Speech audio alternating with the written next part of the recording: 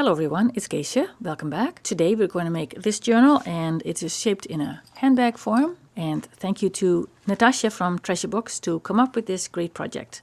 I'll go through the basics, but if you want a more extensive explanation of the how and the what, I will suggest you watch her video and I will have a link in the description box below. First, what we need is a book cover, and this is a Reader's Digest, and I like the shape of it. This cover is in pretty good shape, and the size is not too small and not too large, so it's perfect for this project. I'm going to strengthen the spine with a piece of cardboard just to make it extra sturdy. There is a piece of cardstock in here, but I'm going to add another piece in here for extra stability, and I will cut it the size it needs to be, and then I will glue it in. I will probably make it the same height as my book. You can't make it too wide because then the book doesn't fold anymore, so I'm going to go the same width as the cardstock that's in here, and I will use PVA medium to glue this in place. And it doesn't matter if the color isn't exactly right. I'm going to add some fabric on top of this to neaten the edges here. Now I'm going to work on the pages. I've tea-dyed some printer paper and I've printed some lines on it, and I'm going to now make them to size so that they will fit nicely in the book. I've decided to, I think I can get away with 3 signatures because this book is only for writing, so I will have 3 signatures with 10 papers each, 10 of each color. Instead of binding these pages straight into the book, I'm going to make a separate spine from piece of cardstock,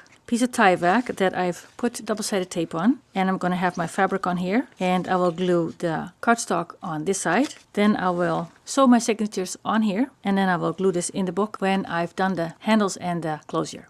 My spine is glued together and I've poked the holes for the signatures. I've made some holes in the signatures. They fit nicely with the spine. Some of the pages of my signatures have fabric strips sewn to them, sometimes on the side, sometimes along the bottom and sometimes along the top, just for decoration purposes only. And I will be sewing this off camera and then I will be back.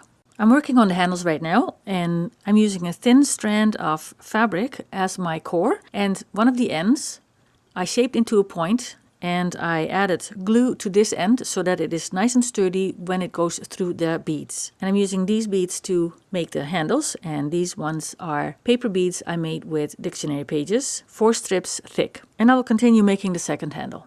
For the closure, I'm using a piece of fabric that is stiffened with diluted glue, and I'm going to fasten my button on here. Then I will glue the fabric to the cardstock, and then I will wrap it around. I will glue it to here and wrap it around the book so the chain can go around the button. I will fasten the back button the same as the front, and I already have a jump ring with the chain on it so that I don't have to fiddle with that later. So I will attach both buttons. So I marked where my closure needs to be. This is the front, and this is how it turned out. I rounded the corners a bit. It makes it look a little bit nicer.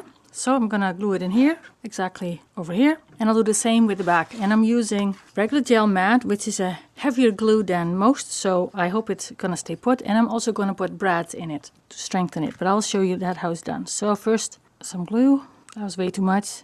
It'll seep out.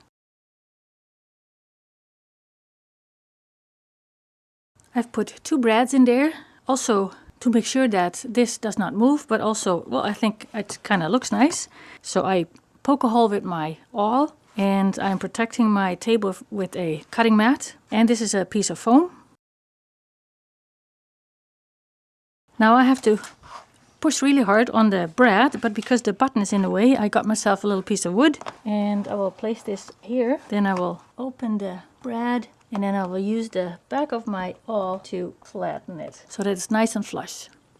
So I put the closure on, and I kind of like it. So now I'm going to get my handles and put them on. I've marked 3.5 centimeters from the edge, and I'm going to glue this down here and then this one over here. And I will use the same glue I had before. And I'll do the other side as well. So the closure and the handles have been attached. Now I'm going to insert the signatures, and I'm going to line up the center, but I'm only going to glue down the sides so that when the book opens, you have room to maneuver the block. So I'm going to line up the edges here, add glue on this side, and then glue it down. Again, using regular matte gel, and I'm going to use my fingers because that seems to work really well. Okay, I'm going to let this dry and then do the other side the same way. I kind of got ahead of myself and I've got both sides in. Now I'm going to cover the front and the back with a print of one of my eco-dyed papers. I've got glue on one side here, just on the edge here, that I'm going to glue over here, and then I got a lot of glue everywhere, and I will smooth it out a bit so that it doesn't seep out and make a mess. And I'm using gel medium for this.